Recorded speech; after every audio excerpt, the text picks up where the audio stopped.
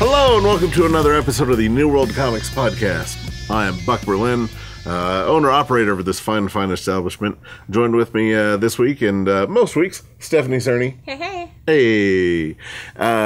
So the show is run by Drew Stone now with Communicore Media Systems. So we're big and fancy with our stuff. Fancy. Yeah. Joined with us this week is Than Medlam. Hey. Hey, he's back. So yeah, back and better than ever. In gray. Yeah. Hey. Yeah. So yeah, it's been a little while since we've had you on. Yeah. But you have a show coming up because you play the musics and sing and do all the fancy business. Yes, I do. My group Equilibrium is playing the Arts Council's Twilight Concert Series. Mm-hmm. So the Oklahoma City Arts Council all summer long, they do concerts on Sunday evening on the lawn at the Myriad Gardens, and we're doing it July 7th. It's 7:30 to 9. It's free. It's all ages, and they're doing a raffle. So you should come out. We're if you want to know what kind of music we play. I was gonna say tell me like your style of music. So I usually call it soul pop jazz, basically rocky type. Rocky, if you like Steely Dan and things like that, then you'll probably dig what we're doing. Kind of a little bit snarky puppy-esque, although they're really good. So I don't want to get anybody's hopes up. No, I'm just kidding. No, we've got a great band, and it's our 4 core members: me and Greg Zink, Clinton Trench, and Chubb Moses.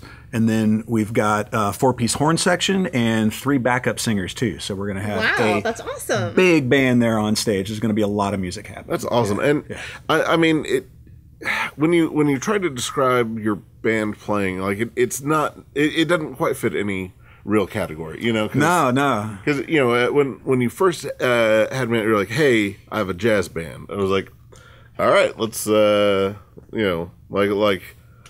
What kind of jazz? Right, yeah. I always have to come back with not like jazzy jazz. Yeah. Not So it was I don't know what to wear to this thing. Do suit or no suit? Yeah, do I need like a hat? I never know what to wear. Usually I'm dressed way more sloppily than our horn players. Like those guys always show up looking good. I'm like, crap. You guys didn't tell me. That's like what horn sections do. Well, true. Yeah. You know? Yeah. Yeah, but I mean, it's like, you know, rock, funk, jazz. Like it's all of these things that fit into the myriad of sound. Right. You could throw it in the creative music category, right? Where that's not really a genre thing. I mean, I got a friend that likes to say, and I don't know where this quote came from, but talking about music is like dancing about architecture. Yeah, and that's how I feel every time I try to explain what my band does. Well, I mean, to be fair, if anyone else were to come up and describe your music like that, it'd be so you're not good. Right. You know? Right. No, like, you are so incredibly talented. Oh, like, thanks. you put on You're so a heck of a show. Thanks a lot. Fit in one category. Well, and everybody in the band is different. We all have different musical tastes, and that group Equilibrium has always been where we can go to just do whatever the hell we want to, and so lots of stuff comes out. Yeah, and I mean the showstopper for me is when you break out the conch shell. Yeah. like that's the okay. So yeah, this guy isn't just screwing around and like playing the things that no, he knows his stuff. Try to, Yeah. The shells freak everybody out. They're definitely a weird one in a landlocked state. Yeah, well, well, sure, but I mean, some bands you see, it's they just pulled it together and they've been going with pulling it together for so long. And no, all of you are so incredibly talented that if something were to go wrong, you all could. Yeah, I usually feel like the worst musician on stage. I love being in that position. Like everybody in the band, everybody we get to play with I'm really blessed to be able to make music with people on that level. And I usually, I always feel safe. Like if I drop something, like they're gonna pick it up. There's no Yeah. It's not going to fall apart. How long have you all been together as a band? So Chubb and I have been doing this more than 10 years now. Chubb Moses is our drummer. Yeah. So the two of us didn't start the band. We started it with a few other guys. People change, feelings change. Yeah. He does not reflect his musical talent.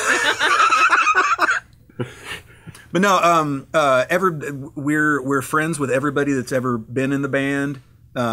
It's always been just about music. So there's never been that band as another girlfriend aspect to that, Gotcha. right? Like everybody in the group, since we started, has played in other groups too, and sometimes people move on to do that or do other things, and so Chubb and I have stuck with it, we've been doing it over 10 years now. But our current lineup has been going for probably over 4 years, and that's me and Chubb, and then Clinton Trench on bass and Greg Zink on keys. That's awesome. Yeah, it's fun to play with guys that you know that well. And Yeah, Greg, I've known and played music with Greg since we were in 8th grade. Oh wow. So we communicate on a very easy level, That's awesome, man. Yeah. Yeah. How long have you been involved with like the art council and that kind of stuff? Like, how long have they been having you do this? We've done it. Let's see. We were going to do it last year, but we got rained out. Yeah. Fingers crossed. Yeah. And then we did play it 2 years ago. And then we've done other stuff with the Arts Council too. We've played the Art Moves thing downtown, right? And I've done that solo in the past too. They're really good people. I think our Arts Council is pretty awesome. They not only do they support and promote the arts, but they pay the bands that play, which is hey. But we're gonna pay that's you important. in exposure. yeah, I thought you loved just getting your name out there, and that's how you get who paid. doesn't? Yeah, that's adequate payment. One day you had come in and talked to you were like, man, we had this really cool opportunity for a gig, and they just keep wanting to pay an exposure. I'm already exposed. I feel so freaking exposed. And then you look up and you tell me this joke. You say, Buck, what's a bass player and a cheese pizza? Oh God, how do you put it? No. What's the difference between a large pizza and a musician? Oh, that's right. Yeah, a large pizza can feed a family of 4. Yeah. Because you're just so mad, and then you popped off that joke into the That's an old one. Yeah. But you want to know where I heard that joke? Yeah. At the annual convention of the International Association of Jazz Educators. The head of the association opening night opened his address with that joke. That's amazing. And it was so memorable. It stuck with you. Yeah. Oh my God. But yeah, so to say that you're good and all is one thing, but you actually teach this stuff, and yeah. Do you want to tell everyone what you do with so that? I teach voice and guitar at ACM at UCO. That's the Academy of Contemporary Music at the University of Central Oklahoma. That's why we use the letters, because it's really long. But our building is downtown. It's in Bricktown, and that school is nearing its 10th year. Oh wow! Which is awesome. Yeah, it is awesome. We've done nothing but grow since we've been there. It's a very exciting thing to be a part of. It still feels very new, but it also feels like something that's been there for forever now. Yeah. Which I think speaks to the credibility of the thing, that it doesn't feel like they're off to a shaky start. Like from the get go. Yeah. No, there's real talent to be. Yeah, the people running the place really know what they're doing, and they're all very connected in the music world, and then the staff of teachers is top notch, and the program. The goal has been to improve the program, as continuously as we can. I feel like it's gotten nothing but better. I really enjoy it there. Yeah, that's awesome. Yeah. Yeah, and I've talked with you about the teaching of the youth of America. No, shaping young minds. No. I've talked to you about trying to teach people to sing, and I always ask the question of any vocal music teacher: is there anyone unteachable? I don't think so. And yeah. So when someone ends up being more or less tone deaf or whatever, what are some of the things that you recommend, like right off the bat? Like sit down with a piano and play a note and try to sing it. Pitch matching is super important. If you can't do that, if you don't know you're wrong, then you're kind of sunk from the beginning, right? Fair enough. So yeah. If making a melody is that hard to do, then just start with one note. Same way you would start anything, right?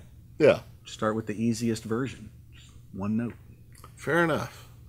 So I want to ask you about that guitar right there. Yeah. That you brought here, and tell us what else do you do? Yeah, that is so super awesome. I'm a guitar repair guy. I'm a luthier.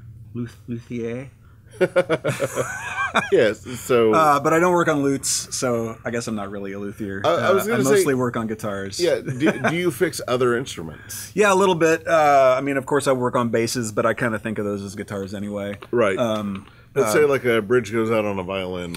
I've done a little bit of violin work. I've worked on some mandolins. I've worked on banjos. So anything with strings, I can usually get around it. Unless it's like a piano. Yeah. Or hammered dulcimer or something. I don't know what to do with those. Well, so you're not a real luthier now. Yeah. Interesting. Yeah. So this is one I built, if you like looking at guitars, I am Medlam Guitar Works on Instagram, and this is one I built. This is my iconoclast model. It's semi-hollow, so the here, should I pick it up? For those that are able to watch the videos. Whoa. Yeah. So it's turns out this here's a guitar. Strings. Not made out of foam. So that's weird in this store. It's semi-hollow. You can't tell because there's no holes, but it's got a block that runs down the center. This is maple. It's flamed maple, hence the shiny, shimmery whatnot. And the stripe down the middle is maple too. It's just another piece. Ebony fretboard, rosewood neck, and the back is black limba, which is an African wood. And that's the thing. So that's my main guitar. Oop. So how long did it take you to make it? It took me a few months. So yeah, it takes some time. Everything on that's hand carved. Obviously I use power tools to do some stuff. I'm not saying it's like hand, but there's no CNC on it. Just hand done.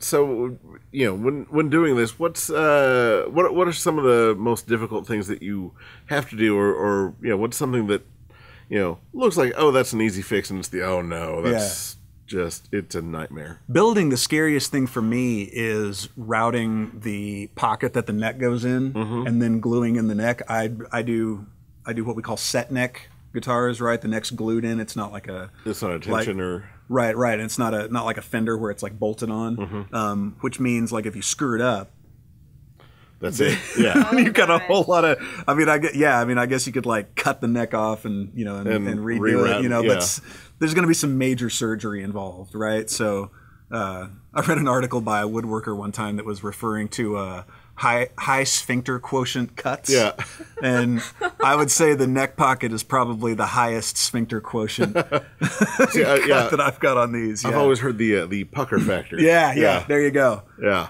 Because not only do I need to be able to make it fit tight enough that I can put it in there and be able to still pick up the guitar. Right. It needs to be, I need full surface contact for good vibration transference. And then the neck pitches back at a 2-degree angle. So not 1 or 3, but 2. There's not much of a margin there. Yeah. Fascinating. Like what other what's something that you you would think would be not a big problem, but typically kind of is for guitars. I would say, for me anyway, like adjusting a guitar, right? Like if you're just sitting at home and how can I make this guitar play better? It's the relationship of the bow of the neck, right, to the height of the strings. Mm-hmm. You'll see it in guitar shops a lot, or like guys that like let their uncles work on their guitars. Or people will adjust the action by increasing or decreasing the bow of the neck, right? But that's not really how you want it. You want the neck one way, mm-hmm. and then you need to control the action from here. Interesting. Because a lot and from down to the bridge. Yeah. So I've got I've for every guitar I set up, I've got a specific spec I'm looking for as far as that curve, which is controlled by the truss rod. There's a rod inside that you got to get to with a wrench, and it puts tension on the neck that mm-hmm. counteracts the tension of the strings.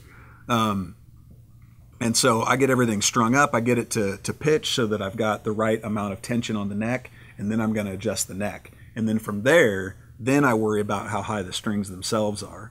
But you'll find that like if you go back and forth too much with that stuff, you'll end up with really wacky stuff. I used to see a lot of basses, not so much now, but I used to see a lot of basses that had like a massive bow, and then the bridge would be like way down. And so it'd feel good like right about here. Yeah. And then they were super weird and spongy all through the middle of the neck, and that was that. I don't know why it seemed to be like an Oklahoma City trend for several years. Like I just like kept getting in these basses with this one same weird setup. Maybe like one dude was at like a major gig for everyone was like, let me tell you the secret about basses. Right. You gotta be able to shoot an arrow with that neck. Yeah. And then bring the bridge all the way to the body. Yeah. But so. and yeah, without fail, I would straighten out the neck, and then you end up raising the bridge to actually get it as low as it used to be, right? And yeah, every guy that came and picked up his bass is like, "Oh man, feels great. I wish it would have felt like this the whole time." And it's like, well, yeah, it was really weird. Interesting, and they would just have no idea what they did, or do you have to like spell it out like? All right, so don't do this anymore. Yeah, and usually they've had it worked on by somebody, or or like several hands have been on it, And I know a lot of guitar repair guys like to like dog people hard, right? Like they don't know much about their guitars, but it's like you drive a car. How good are you at fixing it? Right? I mean, no, I know how to drive the thing, but fixing it is that I have a guy for that. Yeah, we got all kinds of stuff we use that we don't know how it works. Why should you know everything about your guitar? Computers or cars, or podcasts, or anything. Yeah, no, when it comes to anything like that, it's I know how to make stuff and sell comics. Yeah. Outside of that, I'm fairly helpless. Like. Yeah, I have great friends and an amazing wife, so like, you're preaching to the choir on that one. Do you prefer electric guitar stuff, or have you built out acoustic? Or I have not built an acoustic. I haven't yet, but mostly, I mean, I hardly ever play acoustic. I almost always play electric. So I mean, I started out building what I wanted to play. Oh, gotcha. So there you go. Yeah, interesting. And you've dropped some names of some people that have worked on guitars. I'm like, I know those names. That's they're not pop stars. That should really mean something. So like to say that you know your stuff is kind of an understatement. Oh well, thanks. So, we are of course in a comic book store. I think we should probably talk about some of the comics that we dig. Definitely. Because I haven't seen you in months. It feels like until the other day, and then you're like, dude, Wildstorm, the Wildstorm, which I read the first, I think, 2 issues of, and I was not feeling it. But I think that I overhyped it into my head because like Warren Ellis is absolutely positively one of the greatest comic book writers of all time. He is. He is. I have out here Planetary and Authority, which he didn't write this Authority, but he wrote the one that, the first volume, and he wrote the Stormwatch leading up to it, like the latter half of Stormwatch when it was failing, and they were like, here, do something with it. Right, which is what, like I was saying the other day, like, it's just what every company needs to do. You just need to take all your leftover characters and give them to Warren Ellis. Yeah. He's got some cool ideas.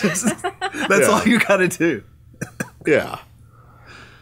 So, but, tell me about the reboot of Wildstorm. Right. So, and I think I was 6 issues in when I came in here, so I'm excited. I've got 3 volumes now, so I am mad hyped. It's been really exciting. So it's taking, it's the Wildstorm, right? So taking that Wildstorm universe.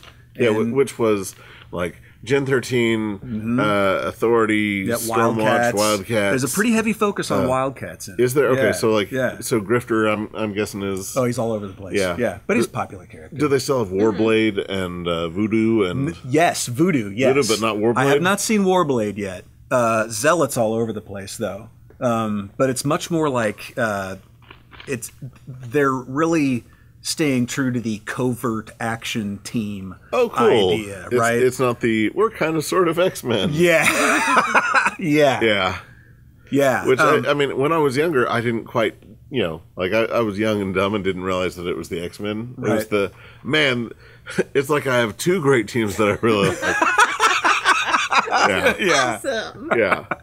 But and the Damonites are a thing still. Are they? Okay. Yeah, and Stormwatch is a thing too. It's like 2 factions have split up the sky and the earth, basically. Okay. And they're kind of working. They're supposed to be together, but they're kind of both working behind the scenes against each other. When you're saying faction, like hero groups or just groups that are more like covert organizations. Okay, so it's like 2 shields, like Shield. Yeah, exactly. Yeah. So like Shield split off, right? And one person is working like, I guess anything from the sky up, like any right, which is the Weatherman, Stormwatch, right? Yeah.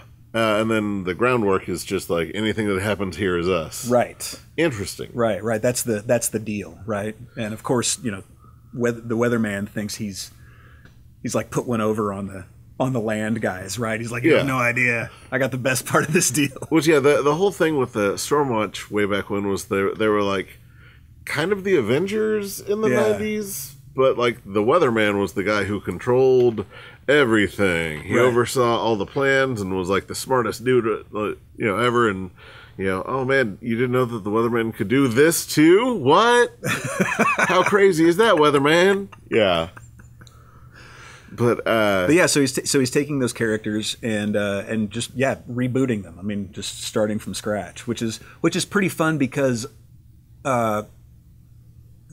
he doesn't introduce them with the classic guy walks in the door and somebody's like, hey, look, and then like his logo in the speech balloon. Yeah, right? so like that's not it's not that at all. Hey, it's Super Inframan. Right. And you have to kind of watch. It took me probably at least an issue to figure out who Jenny Sparks was. Really? Yeah. I was like, that's fun. I think that's Jenny Sparks, but I don't know. And she's only been in here for a page. Cool. And you're like, and then eventually, oh yeah, I'll throw a little spoiler in. Sure. So my favorite scene of the stuff I've read so far is when they introduce the King of Cities. Okay. Right, and it's Hawksmoor. Right. Yeah. Right. But they just introduce him as this weird homeless guy, right? Okay. So this dude, he comes walking into this convenience store, right? And you see him, talking to a guy, and then he leaves, right? And and this lady walks in. She's like, "Who was that?" And he's like, "Oh man, we just call him the King. He comes in every few months and just walks through, makes sure we're doing okay. Asks if there's been any problems, any trouble, and then and then he leaves, and we don't see him again for a few more months. Everybody just calls him the King. He's not hurting anybody. Seems all right. And then the lady walks out of the store, And he's standing there and he's like looking up at the sky, and she's like, "What are you looking at?" And he's like, "I'm just watching." "All right, well, you be careful out there. I can't be everywhere at once." And then just walks off. But then you see him like walk. He walks up a wall and then dives into the sidewalk. Yeah. And it's like, "Oh yes, that's great. Hawksmoor, yeah. right?" But it took that long to get there, right? Oh, that's so cool. Yeah, all right. yeah. So I didn't give it its time. No. You need to give it a chance. Well, because like Authority way back when kind of fixed the superhero game. You know, like everything was when it came out, everything was still either really squeaky clean Avengers or it was high drama X-Men. Yeah. And those were kind of your superhero books. Like it was either like, oh, look, a damsel in distress. Well, let's all put on our fancy suits and go save her. Right. And we will save every single person there because we're heroes.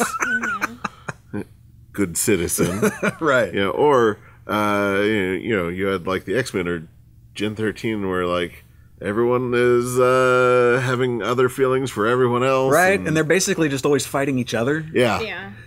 Yeah. Oh, wait. No, something bad happened. Well, now that we've taken care of the bad thing that wasn't really that big of an issue, let's all talk about our drama some more. Right. Yeah. And then come back next issue for a baseball game. Right. Although I do love the baseball games. Like, baseball game issues for X-Men are my favorite ones. It's like a requirement, right? Yeah. Like I can't imagine being getting the X-Men gig and then you would immediately think, okay, what's going to be my sport issue? I have to have the scene, right? Because sometimes it's basketball, it's usually baseball. Though. Yeah. My first X-Men comic was issue 4 of the Jim Lee run. Yeah. Yeah. Like it's the first appearance of Omega Red. Right. Opening thing. They're playing basketball. Yep. Yeah. Doesn't Gambit get mad and charge up the ball? Yeah. Yeah. Yeah. And then and Wolverine cuts the post hook. Yes. Yeah. And the classic, "Hey, no powers. You said no powers." Right. Yeah. That's also a requirement. Yeah. Yeah. Because someone always screws up and uses their power. Yeah. Well, of course they do. In fact, wasn't that in one of the X-Men movies when the kids are playing basketball? Yes. And then "Hey, no powers." Yeah. But yeah, so that was the state of the comics when Authority came around, and that it was the first superhero comic, that was put out with this. All right, we're going to revolutionize how we're doing things. Yeah, we're going to have flawed heroes make really tough calls, and they're going to make some bad calls that are going to kill a lot of people, but save a lot more. Like right. Just like the real world. Yeah, you're gonna have to decide. Group A is smaller than Group B. Sorry, Group A. Yeah, it's nice for everything to not be perfect all the time. Right. And I mean, I feel like that's what people really wanted. Yeah. But it's like people now still come in and ask for it all the time because it's such a good story. Oh yeah, yeah. And so much of the stuff we're reading now was inspired from that. Oh yeah, yeah. Well, and so much wouldn't be here if it wasn't for that. Well, and it was very progressive in the fact that 2 of its main characters were gay and love it. That didn't happen back then. Oh, for sure. And who they were as characters was more important than the fact they were gay. Right. Right? Like that's a really big point, I think, too. Yeah. Yeah. The Midnighter is not gay Batman. Yeah, no, he's the freaking Midnighter. Yeah, and it's the oh, by the way, yeah. Yeah, yeah. Yeah, one of my favorite scenes in that one there is when they take on those the mercenaries, right? Yeah, the fake Avengers and Yes, yeah. And then he beats that one guy the not Captain America. Right. Yeah. Just by talking him down. The last bit you see with him, he's oh my God. Iron Man. Yeah. And he's like, "You've never even been held, have you?" Right. And then he breaks down. Well, and then a couple pages later, they're like, "Man, you guys really handled that team. Was it really necessary with all the violence?" He was like, "Listen, the other guy didn't kill. I talked to him. He's a vacuum cleaner salesman now." It's the look at that. Yeah. It's great, but it's weird because I tell everyone how revolutionary this book was and how great it is, and then they come back and they're like, "It feels like something I've read before." Yeah, it's because so many things have taken from it. Mm-hmm. Right. It's like going back and watching The Godfather now, having watched The Simpsons. Right. Yeah, how much has pulled from The Godfather. Yeah, which, I mean, I'm pretty sure that you could take take the entirety of The Simpsons run and pull out all the Godfather references and essentially make an entire movie out of it. The movie, yeah. And if not, I think they have some seasons to fill. So, right? Yeah. But yeah, so in the Wildstorm reboot thing, any reference to Planetary? Not that I've seen yet. Okay. Yeah. Good. Because, like, to me, Planetary is, like, the second best comic series ever written. I can't imagine Ellis being cool with messing with Planetary. Yeah. I mean, maybe he's afraid of it because it's going to take him so long to right? Yeah. Oh, be another 10 years for 4 volumes. Yeah, years between issues. Oh my God, that was just such a nightmare. It's excruciating. Yeah.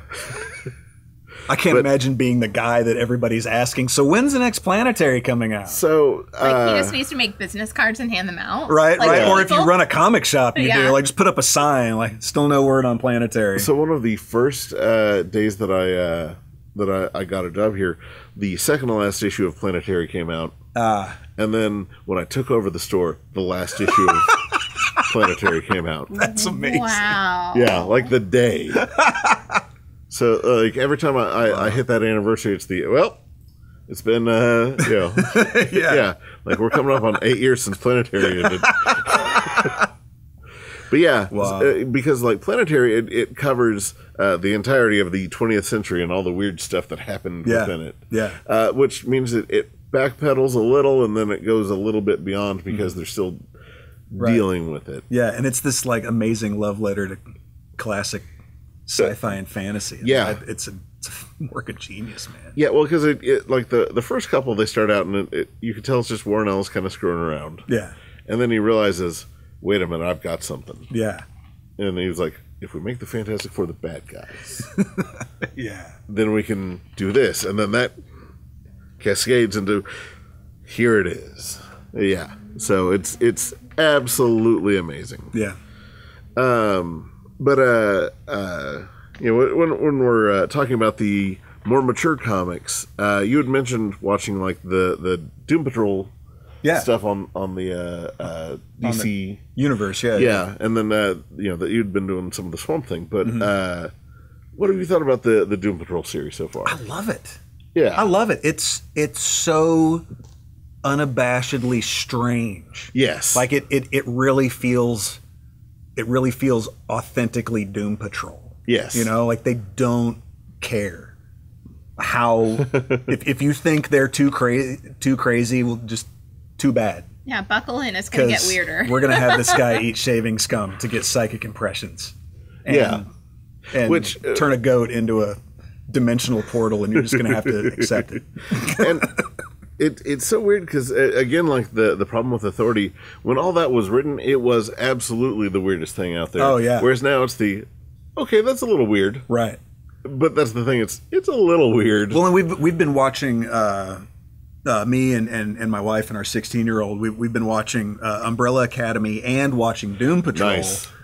And Amy mentioned that, they feel very similar. And I'm like, yeah. Yeah, it's because one inspired the other. There would be no yeah. Umbrella Academy without the Doom absolutely. Patrol. Yeah. Yeah. Now, when we were watching it, Kira at first was like, I really don't care for this. It's weird and kind of gross. Yeah. And it has hyper-violent time. There's probably better use of my time. And then by the time we get to the end of it, she's like, okay, it's growing on me. I really like it. Yeah. Because the characters are so human. Right. Well, at first, so flawed. Yeah. Well, yeah. And so relatable. Yeah. Well, Yeah, because at first, like when I saw that Cyborg was there, I thought, oh, all right, well, you got to shoehorn a recognizable character in anyway. And then then you get his story. Well, but that's the thing, like, you think you know his story, but they take a slightly different angle on it. Yeah, you see the story with Yeah. And oh my God, he fits in so perfectly with everything. Yeah. I like non-apocalypse Cyborg also. And I was going to ask you, like, I don't remember the original Cyborg having anything to do with Apocalypse. Absolutely it was just not. his dad fixed his body, right? Yeah, okay. and it was New 52 that that did that. Okay. Because then that gives him the reason to join the Justice League because he's Gotcha. got the apocalyptic technology, and then just knowing that means that he's Superman level tough, and right? All the other stuff that goes with it. So. I like having classic Cyborg in Doom Patrol. Yeah, because like he's not like the super booyah can do guy. He's the I'm the reluctant hero that I would rather not be here. Right. I liked that he was like older a little bit. Yeah. Mm-hmm. And I loved the way he looked too. Yeah. Like I really. Yeah, they did well. Well, I loved his prosthetic face. Yeah, because like Justice League Cyborg, I couldn't even tell what's going on half the time. Like the whole time. Yeah, it looked like a crinkle foil Iron Man suit. Yeah, it's like, why didn't you guys just make him look like Cyborg? Yeah. He looked amazing. Yeah. But yeah, the story with him and the twist, it was so great. Mm-hmm. Yeah, I agree. But you said that you'd been reading the Alan Moore Swamp Thing. Yeah. So tell me what you've really liked about that.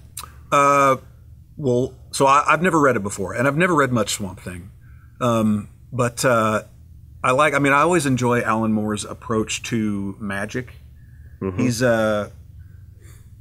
when I was in high school, I was like a big occult nerd. Yeah. And I read tons of that crap. And so his approach, and and Grant Morrison has this too. Like it feels authentic when there's a demon in the story. They feel like a demon, It's because it feels like a weird person, not necessarily like I'm a demon, right? Yeah, right, or like just like a displaced thought form, you know. It's like, what if hate walked around? Yeah. Like what? Yeah, that's very fair. Yeah. And you were dogging Bissett a little bit, but I kind of like him. Well, I'm just saying, I was just throwing out that Vertigo way back when would use different art than the normal stuff to make sure that it never got perceived as for the kids, which means sometimes you wouldn't get great art. And when you see the black and white Steve Bissett pencils on the stuff, and they've cleaned it up a lot now, but like back when I was reading it, it was 1980s print. Right? It looked ugly. That makes sense. If ever there was a smudge or anything, it just looked terrible. And the fill-in thing when it's not Steve Bissett, they're awful, man. Yeah, I'm not digging those. Yeah, well, that's what it's the Bissett has a really scratchy, scrawly style. I mean, it just you can almost hear the pen on the paper when you're looking at his art. Yeah, which fits for the horror theme that they went. Yeah, because Swamp Thing beforehand was just what a quirky superhero. Right. I like the idea of him finding out that he only thought he was Al Collins. Yeah, and that he's something completely different. Yeah, that's really interesting too. That whole journey he has to go through, and just the opening arc with the Floronic Man. It's great. Just wait till you get to the moment that Alan Moore essentially explains how Infinite Crisis worked. Oh yeah, yeah. Nice. It's the most genius, succinct way of all right, so we didn't involve ourselves too terribly in this crossover, but here's what it meant to everyone else. Let's do that, sir. Is brilliant. Slow clap. Because that was like a contractual obligation. We're gonna need you to mention this month, right? That or he was just like, oh, I think this is dumb. Let me give my 2 cents real quick. Yeah. But speaking of the magic thing, there's something that I wanted to bring up. Jason Aaron's run on Doctor Strange. Yes. Oh my God, it's so good. I love Jason Aaron and have since I think Weird World is where I was like, man, Jason Aaron's the greatest. And then I went back and was like, oh, he wrote Wolverine and the X-Men, and he wrote he wrote so many other things that I loved. But it wasn't until like Weird World that I was like, oh, I need to follow this guy and read all of his stuff. And when he said that he was taking over Doctor Strange and he was like going to have weapons now and like all sorts of different stuff, I thought, what? Doctor Strange doesn't need weapons? What's going on? This is yeah. Okay, it's Jason Aaron. Trust in Jason Aaron. We got this. And then Doctor Strange needs weapons because essentially Superman shows up, like guy whose world was destroyed by magic users, right? And this man is strictly science, and he's going around and killing off universes and realities that have magic users, and he will kill all of the magic. And he shows up here, so you have Superman versus Doctor Strange, and Superman destroys most of the magic. So like Doctor Strange is like, I know a few like little spells, and hey, look, an enchanted axe. Let's hope for the best. It's so brilliant. You see the horrific things that Doctor Strange actually has to deal with. Yes. You see a lot of the things that makes him not necessarily a great guy, but now, was that the series where they talk about what he eats? Yes. Yeah. He eats like the tentacles and eyeballs and the everything's just uncooked and dripping and bubbling and still moving. Yeah, I love how they show you that. No, it's not just when he does his magic-y stuff. His whole world is weird. Yeah. Yeah, like he's a weird guy. Well, yeah, because he uses magic and has had to do so many weird things that his body is just attuned to, nope, I need this. Yeah. Here's, oh man, here's some creature's eyeball. It has what I need. Yeah. Yeah. And Bacalo's art is so perfect for that. Right. Yeah. I used to absolutely love his art, and then his art style kind of changed, and then I didn't like it, and then I got on this, right before this, he kind of came back to his own, and it was great. He had like a period of stuff that I'll fight anyone. It's not good. Like there's a run on SpiderMan where it's like him and Wolverine, and they're going in a snowstorm. I'm like, this is gross art. Like it's heavily inked and things are like off model and it's over like computer color. But this is some of the finest work he's done. Yeah. Like it's on par with his like Sandman stuff from way back when. Have you read The Witching Hour, I think it was? It was like a one-shot hardcover that Jeff Loeb wrote, and Bacalo did the art. I have not. It's an okay story. Yeah. And it's self-contained. I don't know what it has to do with anything. Yeah. But I mostly bought it because the art in it is absolutely beautiful. I mean, half the book is just like these like half-page plates, of Bacalo just going off. And it's really good. Interesting. And now, but before we escape the mysticism and horror, Stephanie actually has something that she brought to the table. I do. Tell us about this. Have you read this, Stan? I have. Yeah.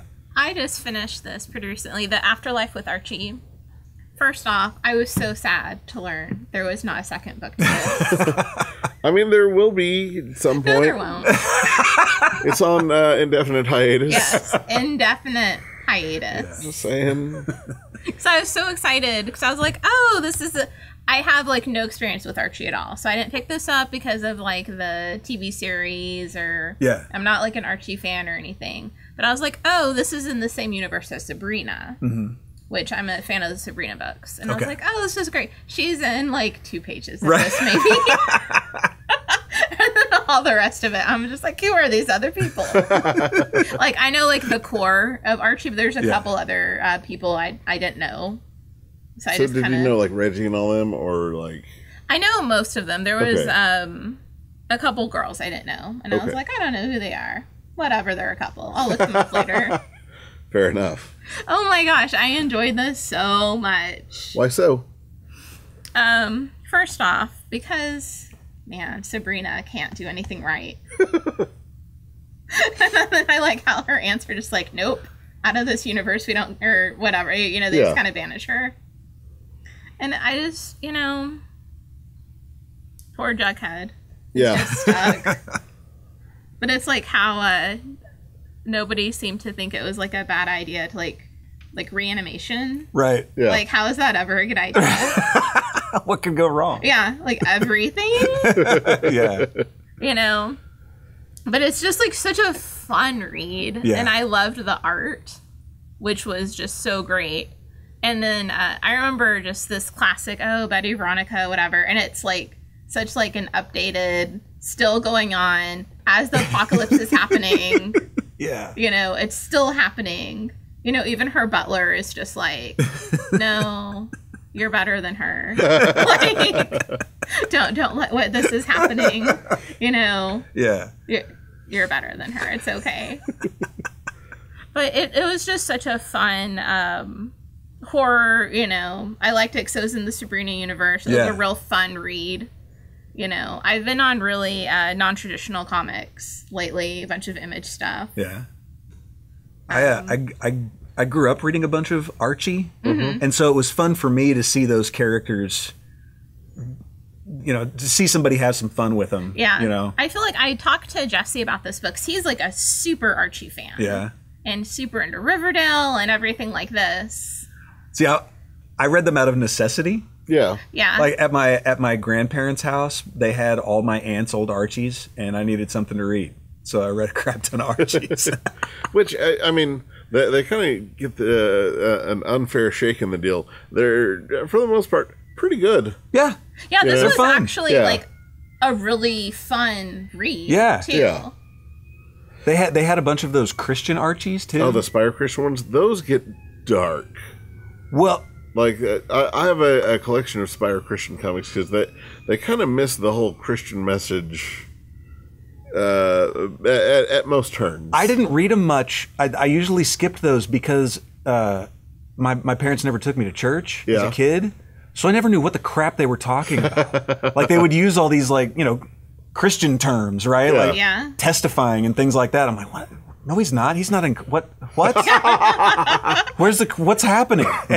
And so I would just put it down and go grab another one. But yeah, I hated how it was such like an ambiguous ending, and I was ready to find out like, oh, what else is happening? You know? Yeah. And then it's like, oh, where's my next book? Oh, there's not one. So have you been watching Sabrina too? Yes. Okay.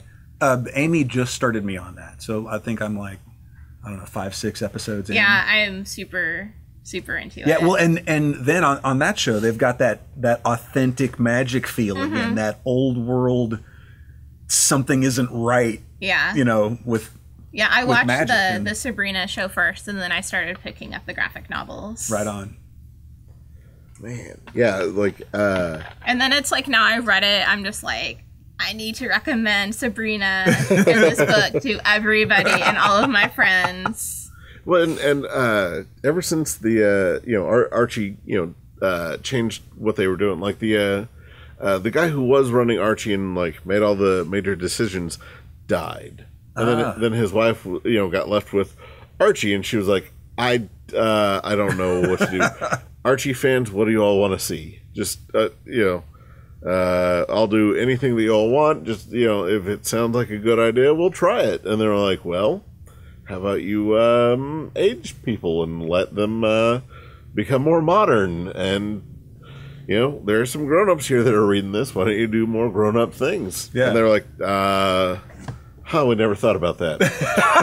Yeah, and that's when you got, like, the Predator versus Archie. Yeah. And, like, some of the crazy crossovers with Archie. Yeah. Although isn't there, like, a Vampire Veronica? Vampironica. Yes. Yeah. Yeah, where she's Vampirilla, yeah. Which, like, it turned, like, really fun. Yeah. Like, I can believe happened. that. Yeah. We went from ordering no Archie ever to lots of Archie all the time. Oh, wow. Yeah, like the regular Archie series we have a hard time keeping in stock. That's awesome. Yeah, so like it's whole working. new fan base. Yeah. You know? Wow. So, but I think if we transition from Archie into Fantastic Four, it wouldn't be too terribly out of place. That's a smooth segue. Yeah, smooth. Yeah. That's what I'm known for, just being smooth. No, you take what you can and do with what you will. It's the American way. Yeah. So Fantastic Four had not been around for quite a while because of the Bad Fox deal, and the people running the Marvel comics and the Marvel movies didn't get along, and they didn't want Fantastic Four getting advertised. Right. Yeah. So no Fantastic Four comics for us until Dan Slott came along and was like, "Hey, I'm going to do this." When did this come out? Middle of last year. Oh, okay. I think August last year. Okay. Yeah. And it's still going. There's they're being so slow getting the trades out on this. Yeah. I think the second trade just came out, and like we're on issue like 16 right now. Like it's crazy. And is that Reed rocking the Secret Wars beard? Yeah, man. Yes. Wow. So in Secret Wars, like two of the family members, Reed and Sue, took all the kids that were in the Future Foundation, and they went to go build new universes and reestablish the Marvel universe. But Ben and Johnny didn't know where they were, and they didn't invite them because they thought they'd get bored. That's which is that's believable. Fair, but still, like it's maybe you should tell them what's up. That's rude. Yeah. So, yeah. So they finally meet back up when this anti-universe guy was going and destroying some of the worlds that they built. Okay. So Reed calls like every member of the Fantastic Four ever back. And they have this. How many is that? A lot. Yeah. There you go. Wow. Yeah, and then some. It's pretty excellent. Now, is that the art there? Is that Issad Ribic? Yeah. Ribic? I don't know how to say that. Well, it's Sarah Bocelli for most of the stuff, but for the cover, yeah. Okay. Yeah, or at least for that one. Right on. Yeah. So from there, they get it, like the team reestablished, and Dan Slott wrote the Thing miniseries way back when, and then he didn't realize that it was just going to be a miniseries because he had things planned out. He was like, well, Ben and Alicia, they're going to get married. And then the series got canceled. But so soon? I mean, they've only been together like 50 years. Yeah, I was just saying. Like, well, the problem that I had with it is that, at one point in the series, they were like, you know what, we're better off just friends. It's a crazy life for me. It's a crazy life for you. But Dan Slott wanted this to happen, and it worked. Right on. So in like issue 4 or 5, the Thing proposes. And, not to spoil anything, but the next trade starts off with their wedding. All right. And it's phenomenal. Yeah. oh, I remember that. Oh, yeah. It's a big deal. Yeah. Yeah. That was super cool. Yeah. But yeah, so like, anytime I can plug Fantastic Four, I will definitely plug Fantastic Four. You do. But it's, 16 issues in, I would say it's the third best run of all Fantastic Four history. Yeah. Easily. Because, you got the Lee Kirby stuff, then you have the John Byrne run, and now you got this. So that's quite a pantheon to be in. I'm just saying, it's hard to get there, and when you do, you get this. Mm-hmm. So it's really good. So I see another book in your. I grabbed this Monstrous because I was excited to see that you had volumes 2 and 3 because I only have volume 1. And yeah, Monstrous is absolutely beautiful. The art has like this. It's like Art Nouveau and anime blended. Yeah, it's just beautiful, and I mean, of course, the cats are an added bonus. Oh man, they're so great. The little pieces in between chapters where the old cat is giving the history lessons. Oh man, yeah. And again, it's got a very authentic feel to its mythology. Yeah, what's the premise on Monstrous? You know what? I'm not completely sure. I know that the main character, she is somehow bonded with a demon. Mm-hmm. And I know because I read this like a year and a half ago. So, And then there are some people that can come back from the dead. Is that right? Yeah. Yeah. And then there's the ancient demons that are like huge and like wasted the world several generations ago, right? But we don't even look at them. And yeah. It's very high fantasy. Yeah, it's very and definitely in its own world. And you jump in the middle of the story. Yeah. Which is one of the reasons I'm having such a hard time explaining it, because, I mean, 2 or 3 issues in, you're still not completely sure what the hell problem these people have with each other and what's going on. Yeah, when I first started trying to read it, I was just like, wait, what? Yeah, I thought I missed something. Like you keep looking at the side at the spine. Like, am I sure this is volume 1? And it's kind of heavy at the beginning. Yeah, and you're just like, whoa, what is happening? Yeah. Here? And that's the one of the cool things about it too, is that like there's a darkness and then there's a lightheartedness to it that are both very pure and unadulterated, but they balance each other out well. Very well. Yeah. I mean, you've got cute talking cats and demons eating people, and they work. Yeah. That's like a very highly recommended Flowers book. Yeah. Oh yeah. It should be. So one that I don't think gets enough love, and I mean, honestly, I think that's surprising for you to say. We recommend this a lot. Well, I'm just saying, but we do, but I don't think that it gets the spotlight that it deserves. Okay.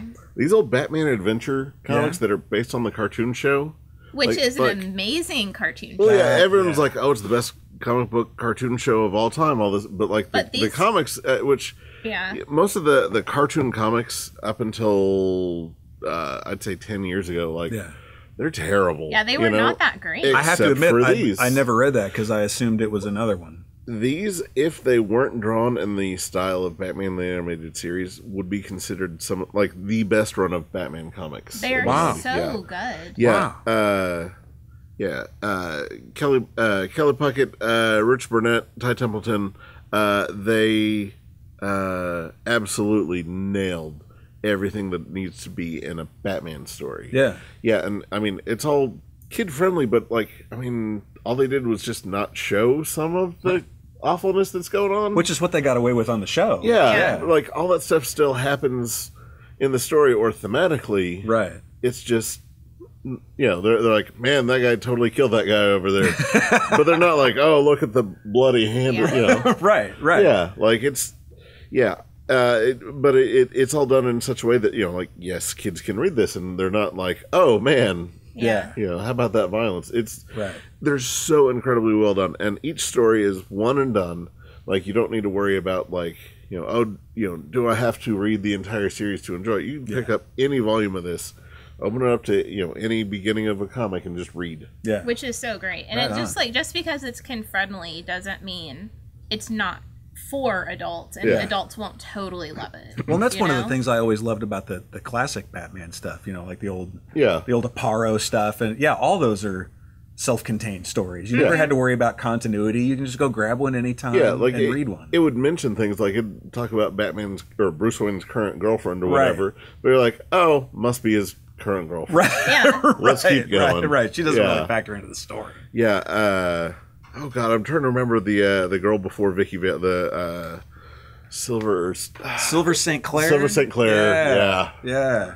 I was like, really? Bruce Wayne's gonna date Silver St. Clair? No one's gonna be like, oh well, if he's that fancy, maybe he's Batman. Right. But Marshall Rogers was doing the art, so So cool. What are you gonna do? But man, everyone, you all need to get the word out. These Batman adventures are the best. Like. Sweet. Because I mean, for me, like Chuck Dixon is like one of my Batman writers. Whereas like now Scott Snyder, Tom King are like the new. They're in the Mount Rushmore of Batman writers. But man, give me a Kelly Puckett. Like it's on. Right on. Yeah. I really love that there are individual stories in there too. Yes. So it's great. Yeah, and I mean, with a lot of these, like it just so happens to look like the animated series. Like, they could draw them as, refreshed or classic or grotesque or flawless as they want. And no, it's these characters. They nailed the characters, and the characters drove the story. There are actual factual detective stories in here. Nice. Which you don't actually get in Batman comics, or let alone detective comics anymore. No kidding, right? Back in my day, at least one detective comics a year was detective. Yeah, right. There might even be clues. Yeah.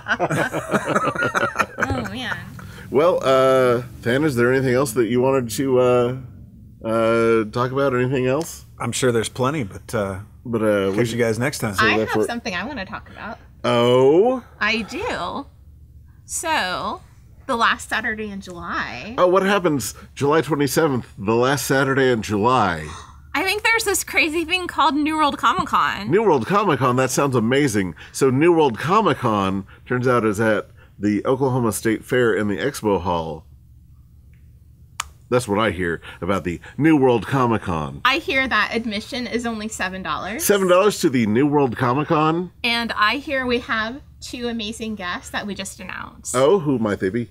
Sandy Selner, who was Alpha 5. On the old Power Rangers show? That's right. Ooh. Do you know who else we just announced? I know, but go ahead. Sam De La Rosa. Sam De La Rosa? Do you know some of the things that Sam De La Rosa has been an artist and inker on? Yes. Is he the singer for Rage Against the Machine? No. I mean, not listen, that guy. He might be on the off days, but I really don't know that much about his life in that aspect. But as far as his comics work goes, he worked on the first appearance of D-Man, which is absolutely one of my favorite characters like ever. And also, like Venom Lethal Protector, which, man, we all own it. We all love it. Like, it's there in our collections. Like, man, you're one of the creators on the book is going to be here.